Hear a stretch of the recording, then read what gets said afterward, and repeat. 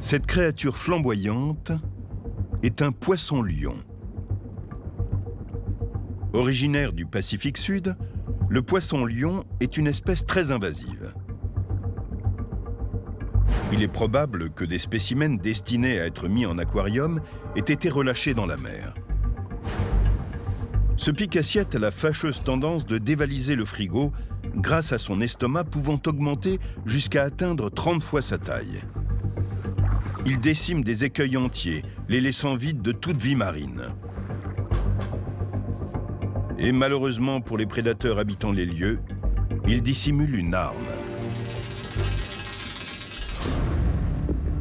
Les épines dorsales, ventrales et anales de ce spécimen sont très venimeuses.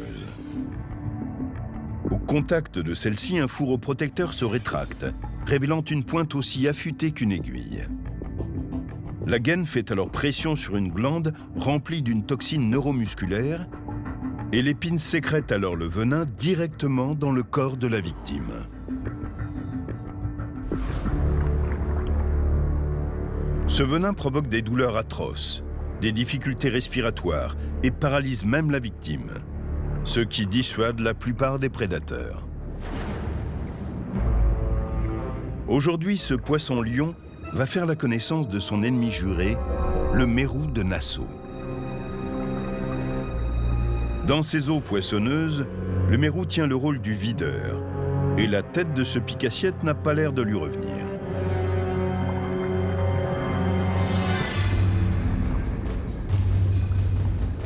Les mérous peuvent avaler des poissons de la moitié de leur taille. Mais l'apparence inquiétante du poisson-lion le fait hésiter.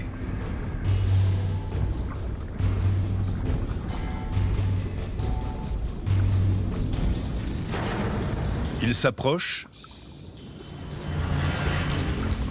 mais le pique-assiette dirige ses épines venimeuses vers la tête du mérou.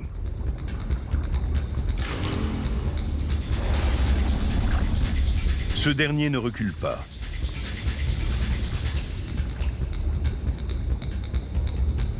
Il pousse le poisson vers la surface.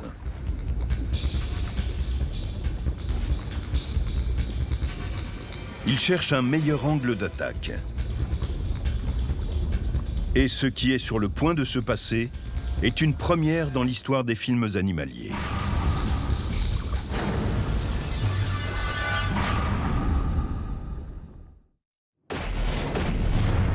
Le mérou de Nassau éloigne le poisson-lion venimeux d'un récif et le pousse vers la surface.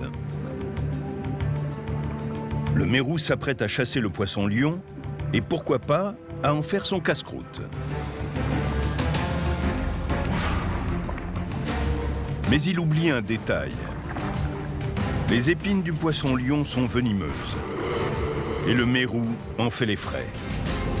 Elles contiennent une toxine neuromusculaire pouvant provoquer la paralysie. Étonnamment, le mérou ne bronche pas. Son ouverture de bouche est si rapide qu'il engloutit tout cru l'importun et son poison.